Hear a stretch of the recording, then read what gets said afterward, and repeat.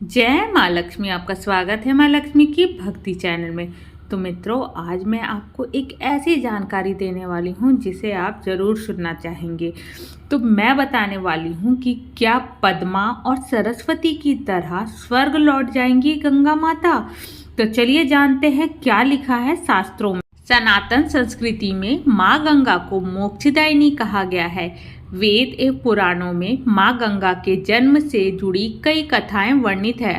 धार्मिक मान्यता के अनुसार माँ गंगा का पृथ्वी पर आगमन मनुष्यों को सभी पापों से मुक्ति दिलाने के लिए हुआ था। इसलिए आध्यात्मिक मान्यता है कि माँ गंगा में डुबकी लगाने से तन और मन पवित्र हो जाता है और साधक को सभी पापों से मुक्ति मिल जाती है। तो मित्रों, भगवान ब्रह्मा के कमंडल से उत्पन्न हुई थी माँ गंगा।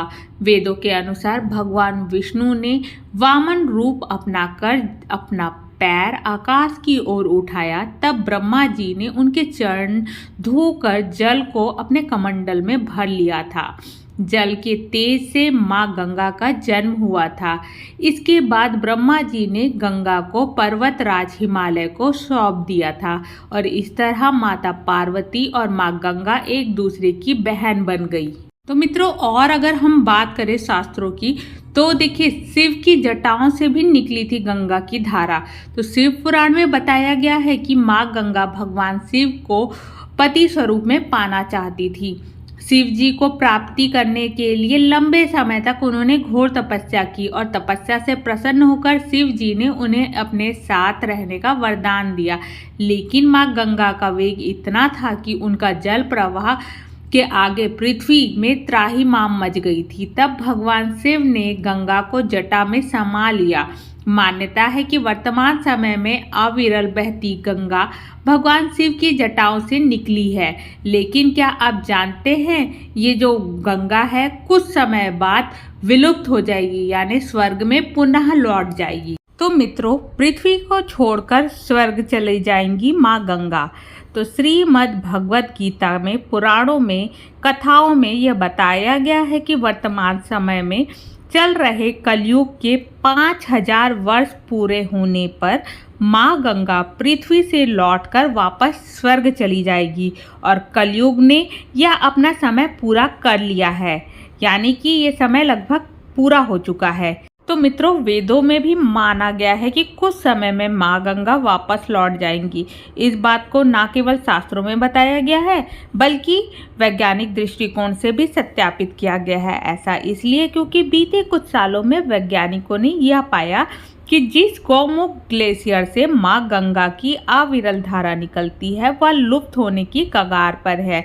इससे गंगा के लुप्त होने का सूचना मिलता है, यानी कि गंगा जल्दी ही लुप्त हो जाएगी। तो मित्रों, यही कारण है कि पद्मा सरस्वती की भांति स्वर्ग लौट जाएंगी माँ गंगा। वैसे कथाओं में भी कुछ वर्णन किया गया है इसके बारे में, जो कि मैं आपको अभी बताती हूँ। देखिए, पुराणों की कथा के अनुसार एक बार माँ गंगा और सरस्वती के बीच में नोक-झोंक हो गई थी। तब माँ लक्ष्मी ने बीज बचाव करने का सोचा। इससे क्रोधित होकर गंगा ने लक्ष्मी जी को पृथ्वी पर पद्मा नदी बनकर रहने का श्राप दे दिया। इससे देवी लक्ष्मी पद्मा नदी के रूप में पृथ्वी पर आई। श्राप के कारण गंगा और सरस्वती को भी पृथ्वी पर आना पड़ा। जब भगवान विष्णु को यह बात नारद मुनि ने बताई, तब उन्होंने कहा कि कलयुग 5000 पूरा होने पर धरती से धर्म का लोप होने लगेगा, जिससे तीनों देवियों को स्वर्ग लौटना होगा। तो मित्रों, यह जानकर आपको आश्चर्य होगा कि पद्मा नदी और सरस्वती नदी पहले ही लुप्त हो चुकी है। माँ गंगा जो है बस वही अभी पृथ्वी पर है और वो भी कुछ सालों में शायद लुप्त हो जाए। तो कलयुग का ये जो 5000 वर्ष है वो पूरा होने की कगार में है।